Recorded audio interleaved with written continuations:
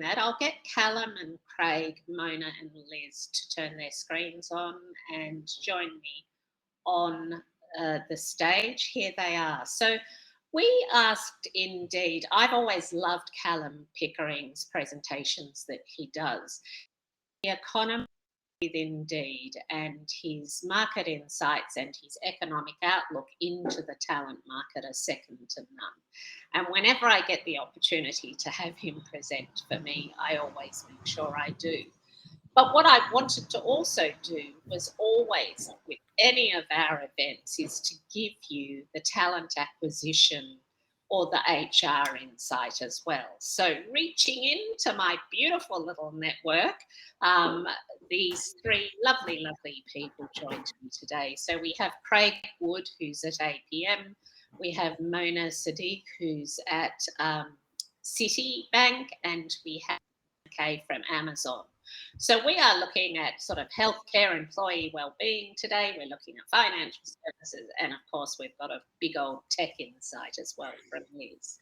So what I'm going to do is just ask each of you to introduce yourself quickly. And Callam, I'll start with you.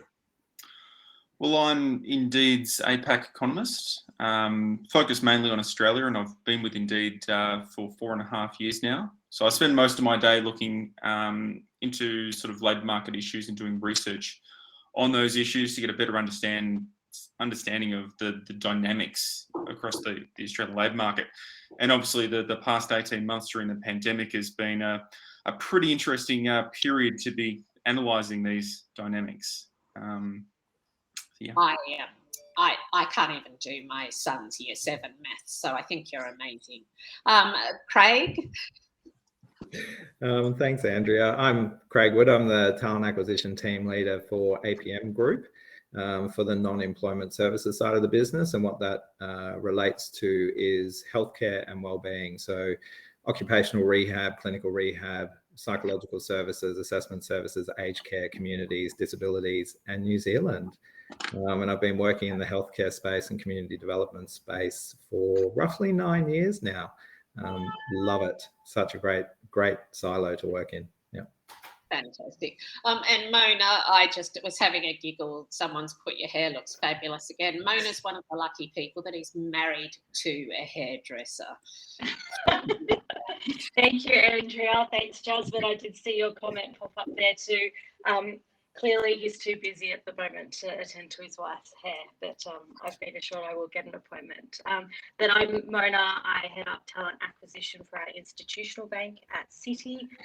I've been with the bank for coming on 8 years and have worked across the consumer bank, all of our support functions, operations, and have been supporting the institutional bank for about 3 years now. So looking forward to the discussion today. Terrific. And Liz, you're on mute at the moment, so there we go, and I'll hand over to you. Trying to make sure I'm so trained to be on mute, right? Muted at all times in case I have some sort of colossal failure on a call. I'm Liz. I spent 6 years before I joined Amazon Web Services recruiting and living overseas in Asia and Europe. And now I lead our commercial sales hiring for APJ. And as I said, I work for Amazon Web Services, so it's actually the cloud computing and heavily tech arm of Amazon, and get to recruit exciting folks like solution architects, sales, marketing, all those types of people.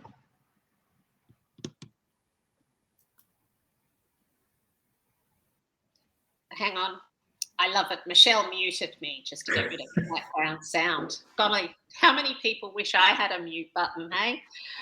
So just to start off, I'm going to throw to the three TA people and just ask you what are sort of some of the trends and impacts that you're seeing in the market, and then I'll get Callam to give his economic viewpoint. So who should we start with? Liz, are you good to start? Yeah, sure. So obviously from the tech industry, we've been heavily impacted by border restrictions, both from a state perspective and an international perspective. The flow of talent has been really compromised. I think from a tech talent perspective, the industry is very reliant on international sponsorship. So we're seeing incredibly competitive behaviour, both from a compensation and benefits perspective, but also really increasing personalization of offers, really custom built to kind of target particular individuals. It's been really challenging because we have such a huge skills gap, particularly in my space around the cloud computing. We commissioned a study that says we're 6 million down in the types of profiles we need for 2025. So I think we've had to get really creative and accelerate the building of skills. And so the other trend that we're seeing is this massive upskilling and career pivoting piece. I think I've never seen so many deep dive tech skills announcements, right? You're seeing it from IBM, Microsoft. You're seeing a lot more of those apprenticeship style approaches. We have a great partner for this with our Restart program with Goanna Solutions. So, there's a big theme that's very connected around competition, intense competition, which has been really challenging for our recruiters. And then this skilling. And then the final thing, and I was saying it to Mona just before we started, I sort of joke, I feel like our market has turned into Japan, like super passive, engagement rates are challenging, trying to really engage and attract and develop a conversation with tech talents that are so in demand. They're just fending off so many approaches. It's sort of, given the lockdowns, I think they've sort of just said not now. And so trying to sort of open up that dialogue and conversation has been a big theme in 2021. About financial services? Yeah, I think there's a lot of similarities with what Liz just mentioned. She's experiencing tech across financial services too, and I think that kind of lends itself to the array of different types of roles that you will find within the bank.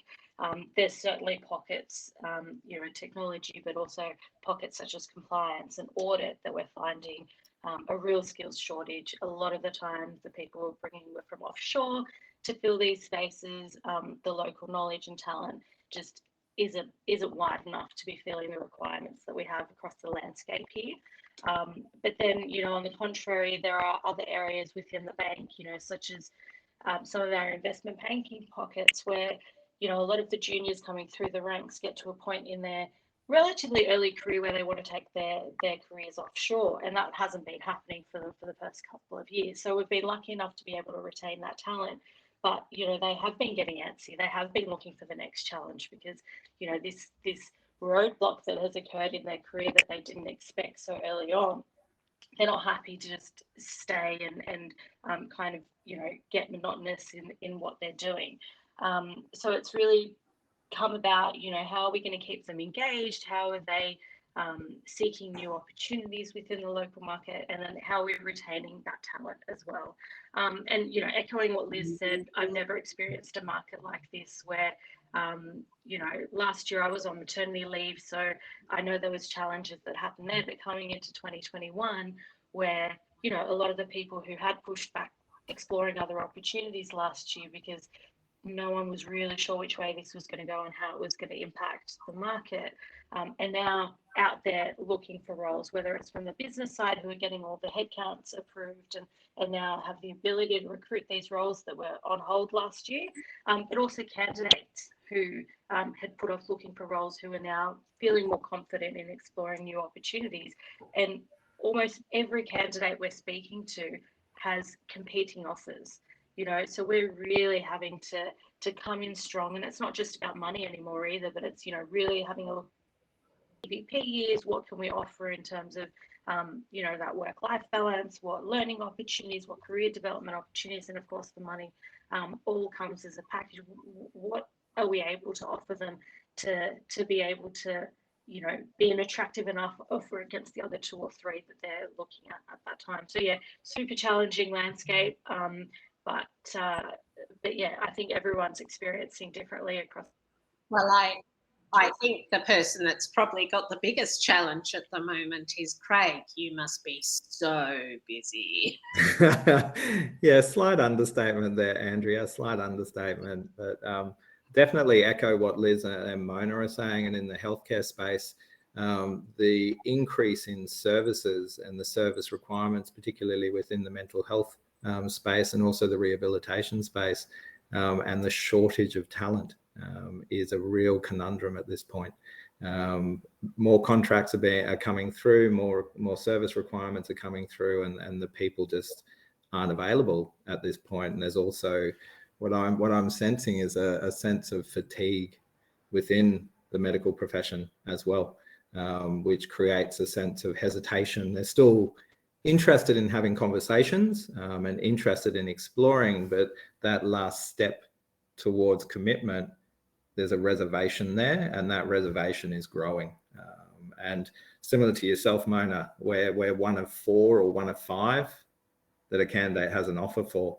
And it's about speed, but it's also about juggling the haste with the experience, because if the feedback we've received from candidates is that they feel pressured.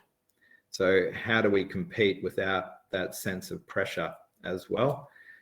Salary is an anomaly at this moment in the healthcare space. Grads in particular, 15, 20K plus from what they've previously been offered, demanding with no experience.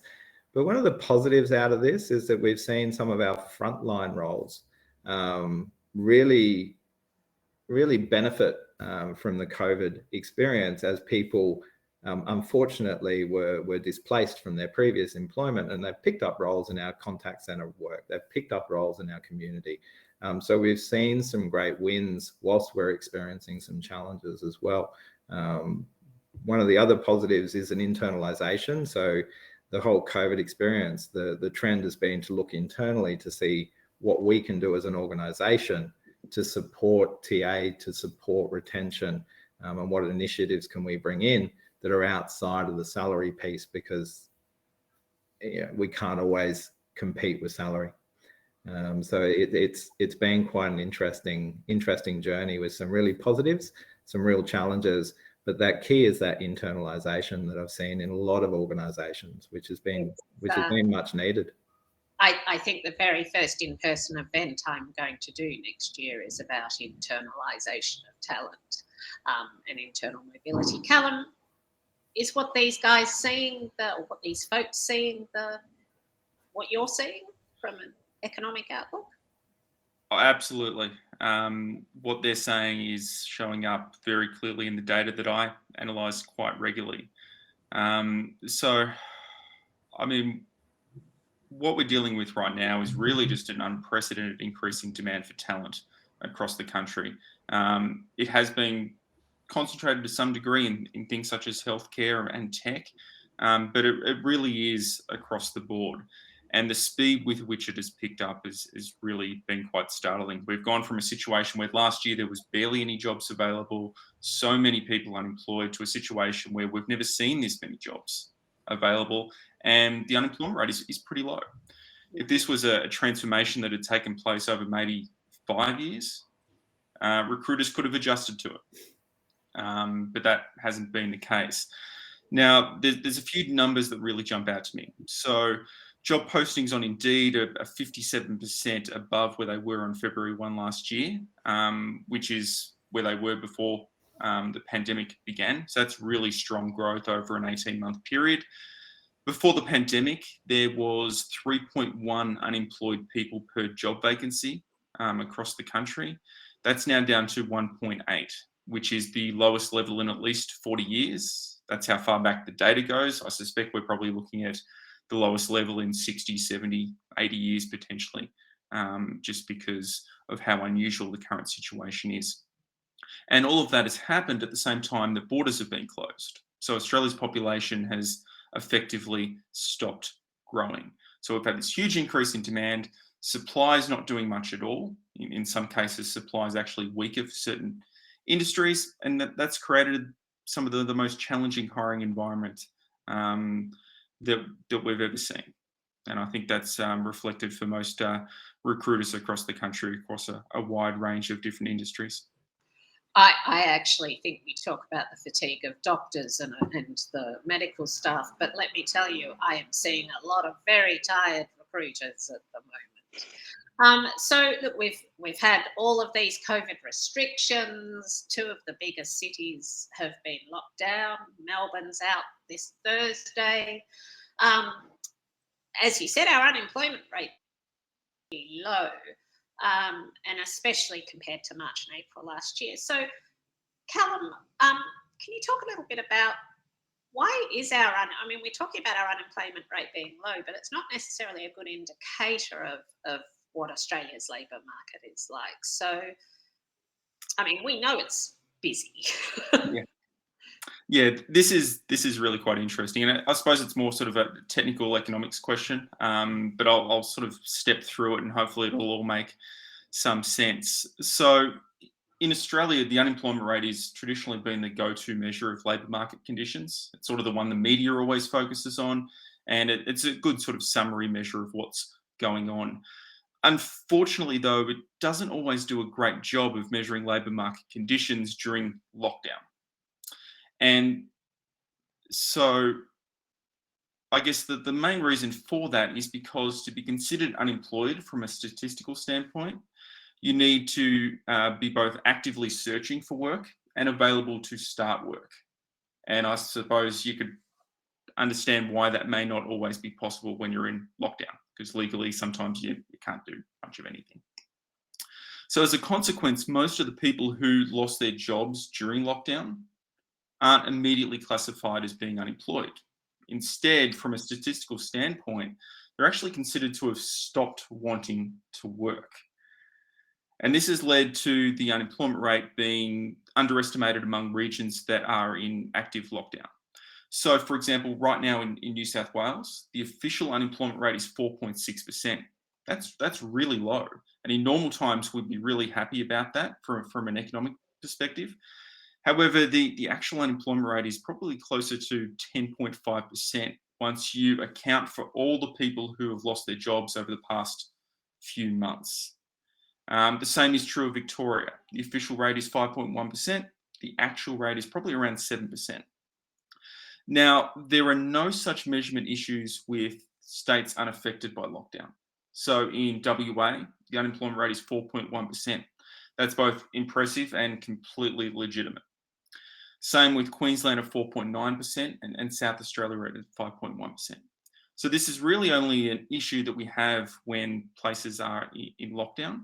But when we are in lockdown, it has a pretty big impact upon how we measure these things.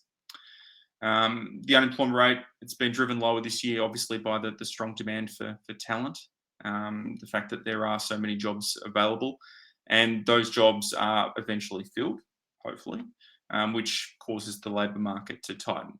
So overall, while the unemployment rate, while the lower unemployment rate is a good economic story and a challenging recruitment situation, I mean, that's mostly true for most states, even if the data in New South Wales and Victoria is currently a little bit goofy.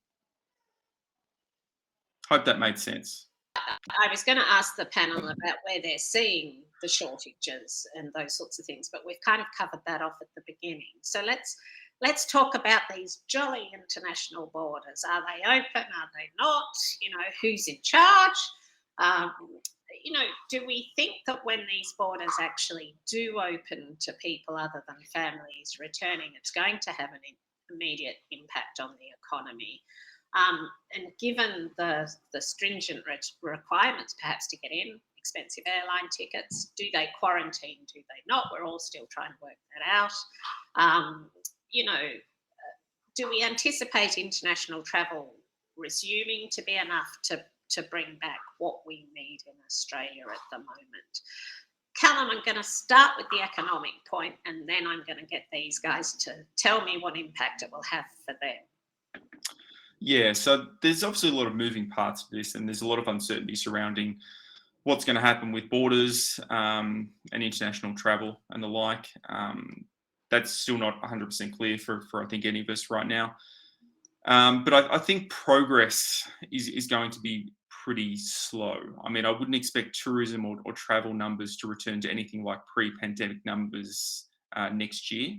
And you know, it could take a number of years before that sort of normalizes to what we once considered normal before the pandemic began. I think skilled migration will be interesting because while Australian businesses will be desperate to get talent here, businesses in other countries are doing the same.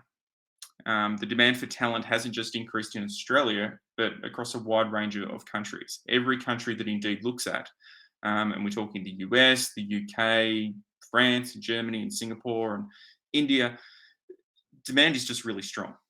And so job seekers are going to have a lot more choice than normal as to whether they choose to stay home or come to Australia or go to another country. So this is going to be a really interesting area over the next couple of years, just given how important it is, but also given the uncertainty that there is around this as well. Sorry, Andrea, you're on mute.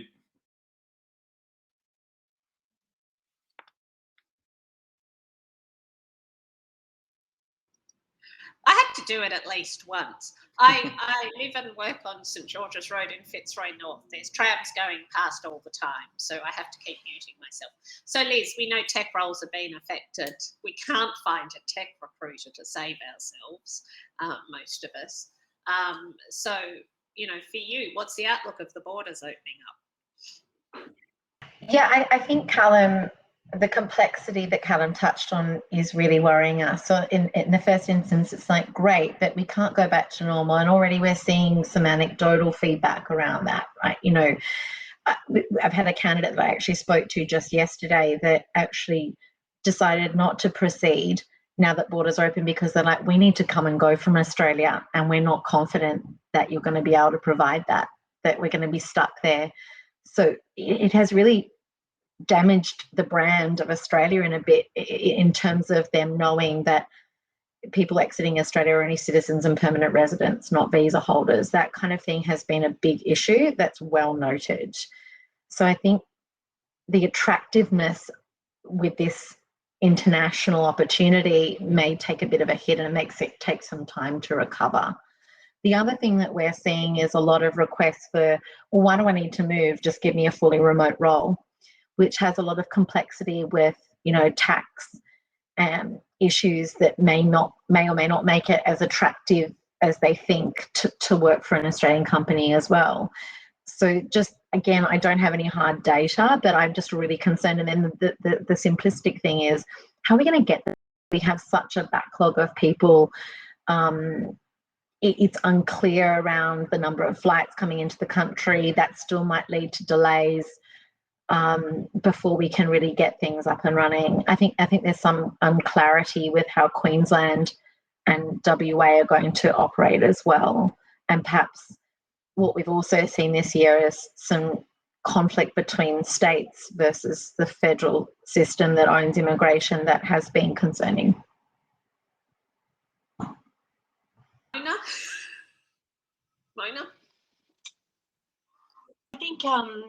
I think that that's a common theme. You know, there are concerns there. Callam and Liz both touched on, you know, there's so much unclarity about how is this going to happen? What's the impacts going to be? And I think, you know, speaking to candidates and speaking to people in my network in general, there's also this fear of, are we going to hemorrhage more people out of Australia than what's coming in? You know, typically we have been an relatively attractive place for people to come and work, and we haven't had so much trouble bringing those people into Australia. Now they are hesitant because of those reasons that Liz just mentioned.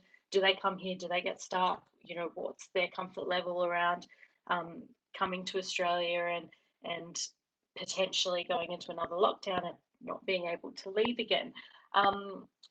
But the other element is also, you know, how many people do we currently have in Australia working, just waiting for these borders to open up?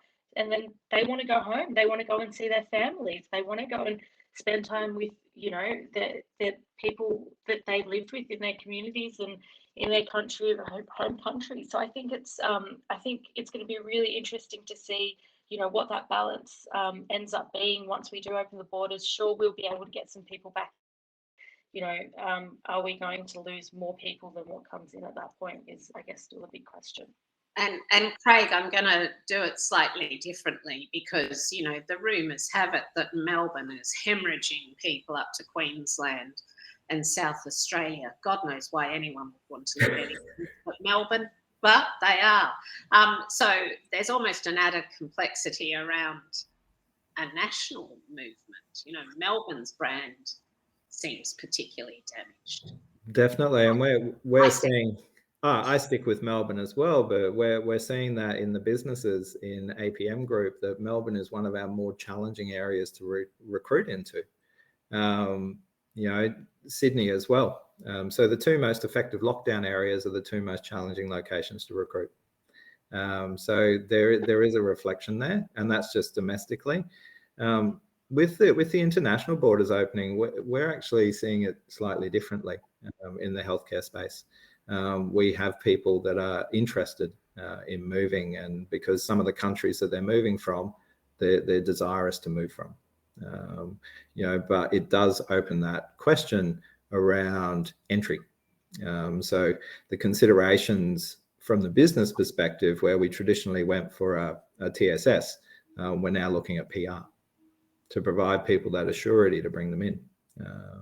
You know, and the choice is the candidate has a lot more options in the negotiations or the conversations around relocation. And the need for health, allied health, occupational therapists, physios, and psychologists is growing and growing and growing. That the international borders opening are highly relevant and highly favourable for those particular cohorts. So we're seeing. I hear about the obscurity definitely, but particularly within that IT space. APM has a bit of a luxury that we have a footprint globally. So we've actually been able to recruit into one of our UK businesses for IT staff to work from UK. And when the borders open and there's more comfort, then they'll relocate across. And that's been part of the conversation. For our health people, different conversation because we don't have that footprint. But there is still that obscurity around what does it look like. So I definitely echo the sentiments of Mona and Liz. Slightly different in the health space, though. There is a desire. Yeah. Now, you lot are so chatty. I'm going to run out of time, but I do want to get this definitely this question in. And let's move a little bit to diversity. So we know that COVID disproportionately impacted women, and indeed, if you haven't seen their latest D&I survey, it also found that it disproportionately affected younger workers, and we've heard that today in a number of presentations, but also Aboriginal and Torres Strait Islanders. So do you see our post-COVID world still proportionately impacting these groups? Callam, what's your feedback on that? Yeah, the dynamics here have been really quite interesting. I mean, throughout the lockdowns last year, huge impact upon women, huge impact upon younger Australians and Indigenous Australians as well. Job losses were highly concentrated in those areas. A lot of people in those cohorts work in sectors that are heavily sensitive to lockdown. But the jobs recovery for these groups has been really quite impressive over the course of this year. And that was before the Sydney and Melbourne lockdowns, obviously. By mid-year, the unemployment rate for women had fallen to 4.7%. That was the lowest level since December 2008. The same is true for underemployment among women, which is women who have a job but would prefer more hours. So women were not only finding employment, they were also finding employment that met their needs in terms of hours as well. And it's been the same for younger people. So by mid-year, the unemployment rate was the lowest for younger people since early 2009. So younger people have benefited job-wise from closed borders, fewer foreign students, backpackers competing for jobs in areas such as hospitality and retail. So that's been reasonably good as well. I mean, normally the impact of a recession would linger longer for younger people and than for other groups. And that was certainly true in the 1980s and the 1990s recessions, but it certainly hasn't been the case during the pandemic recovery thus far. And I don't think that's going to fundamentally change as we sort of begin the process of opening up our economy. Addressing the job market for Australia's Indigenous population is quite difficult due to a lack of timely data. So I've searched high and low for any data that I could find on how that recovery is progressing for Australia's Indigenous population. There's not much data out there. The most recent estimate we have for Indigenous unemployment was 18%, but that was back in 2016. It was roughly 3 times what the unemployment rate was for the rest of the population. And if that is still true today, then we'd obviously still be looking at an unemployment rate that's in the double digits, which is far too high. Now, I've been pretty optimistic about jobs for both women and younger people, but I should note the following. So job losses during the recent lockdown have been heavily concentrated in those groups once again. So they're doing it pretty tough across New South Wales and Victoria right now. Those aged 15 to 24 accounted for half of all job losses over the past couple of months, but only account for around 15% of overall employment. So heavy concentration there. For women, they account for around 53% of job losses over the past 2 months, which is a little bit higher than their 47% share of employment. So as long as lockdowns continue to happen, we're going to see that burden fall primarily upon women and younger Australians. But I'm reasonably optimistic, given that the strong rate of job creation that we have seen and continue to see, that once these states open up, that the unemployment rate for these groups will head lower quite quickly.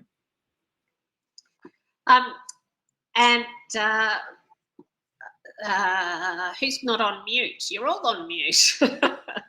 Liz, have you seen anything that purports to that, about disproportionately affecting? Well, definitely there's disproportionate impact, but I think from my organisation's perspective, we're hiring more young people. Probably, I think the biggest impact is in that sort of 15 to 19-year-old bracket. So I think what we're seeing in what we're trying to do is we're increasing our graduate hires, we're increasing our internship hires, we're increasing our investment in alternative talent channels. So we're actually had a fantastic year for inclusion, diversity and equity in Australia in terms of increasing representation, and also in terms of sponsoring and investing in women or people from disadvantaged groups upskilling. So investing in credits for cloud computing skills has been a big focus this year. So I think we've tried to look at the situation, offer a bit of a lifeline in terms of how can we help people retrain and reskill, and then also just trying to reinvest because of the challenges with senior tech talent, try and double down on growing talent in that space. So I think we've noticed that and tried to see it as an opportunity both for the business but also for those individuals. So that seems to be the kind of trend that we're seeing as a result of those numbers. Craig, the healthcare wellbeing space is a very feminised industry, and so a little less impacted in some ways. But what would you say to what's going on for you? We haven't seen any shift at all. In the health industry, it's predominantly roughly averages 70 to 75% people who identify as female work within the health or wellbeing industry. And we haven't seen a shift in that. It could have increased slightly. We have seen some increases in older adults coming into the business as well, and providing opportunities for the older adults cohort. Our First Nations recruitment has remained steady as well. So we traditionally haven't seen any impacts. And financial services is always an interesting one. We've had it is historic, lots of blokes, but we have had the gender diversity, which has been great. We had done a lot of work in that space fruits of that labour kind of coming to fruition now. So it has been great. I think, you know, echoing what Callam and Liz said around early careers is probably really where the gap is now, and a lot of investment going in there, trying to really build up the talent programs and graduate programs, and try and bring in that talent from you know, straight out of uni, or even representation within universities as to sort of the career options that are there to try and attract, you know, more people to come into banking in general. But yeah, fortunately from a gender diversity perspective, we have had a great year. But you know, from a First Nations perspective and also the junior talent, there's certainly a lot of work to be done there. Okay, so I'm going to have to finish it there because we're sort of 5 minutes away from ending.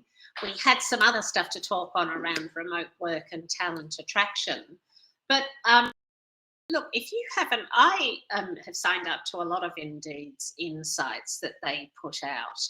And I've actually put it in the Q&A so you can upvote if you would like to hear from Indeed, but also I've put it in the chat. I highly recommend getting in touch with the Indeed folk and get a personalised session from them on how to attract talent. The insights that Callam always offers feed into the Indeed's talent strategy. So if you'd like to hear from Indeed, pop something up in the chat or upvote in Q&A, and we'll pass your details on to them. And Sally McKibben, who's on today, one of the fabulous salespeople, one of my faves, will be in touch with you. But Callam, thank you so much. You actually helped me understand unemployment rates with an economic technical viewpoint. So well done you. That's a big thing. Always happy to help. Thank you, Callam. I really appreciate it. And Liz, Mona and Craig, you two are absolutely endless speak and your insights. I absolutely and utterly think we have to do this again.